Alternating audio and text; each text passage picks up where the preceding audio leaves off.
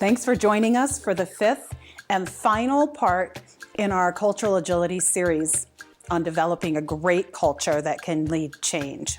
Last week, we talked about the power of simplicity in your corporate culture. This week, we're going to focus on the number one habit that's essential to any agility culture, and that is trust.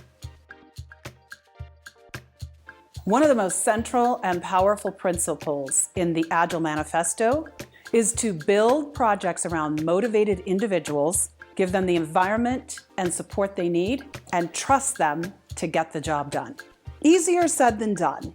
Trust is not an attitude or a one-time decision. Trust is a business habit that is cultivated through proper attention to your people systems, hiring, promoting, and developing managers who understand the balance between organizational accountability and agility to change. This is not about blind trust or lack of boundaries, throwing people into the deep end and hoping they sink or swim. So what does cultivate trust? I'm going to explore 3 qualities in your organization that you can use to strengthen the trust from leadership to the front lines. Number 1, character. You'll hear things like, he's a good person. I can always count on him.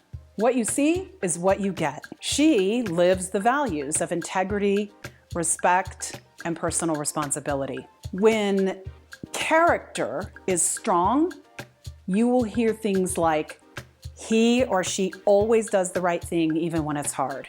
In a team or an organization, character is defined by your core values and the behaviors that demonstrate them. Number 2, competency. I can depend on her. Keeping my word is extremely important to me. I try to learn from my mistakes and rarely do I repeat them. And this is the kind of boss or leader who holds high standards. When competency is strong, you'll hear things like, she always knows what to do. I know I can count on her. In a team or an organization, this is formed through accountability to the process, excellence, and the customer's needs. Number 3 is communication. You'll hear things like, I always feel so empowered and energized after meetings with him. It's important to be honest and kind.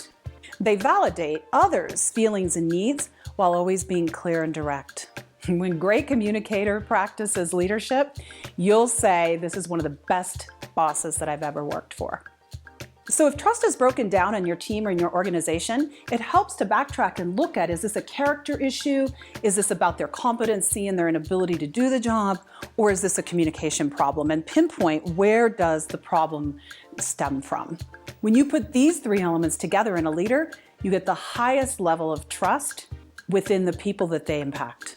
So ask yourself, how can our organization better create leaders who are trusted to create a culture of trust? Because trust takes a conscious effort to cultivate. Don't leave it to chance. Thanks for joining us for our Cultural Agility series. We hope you've enjoyed this. Please like, share, and subscribe to our channel for more videos on how to navigate workplace revolution.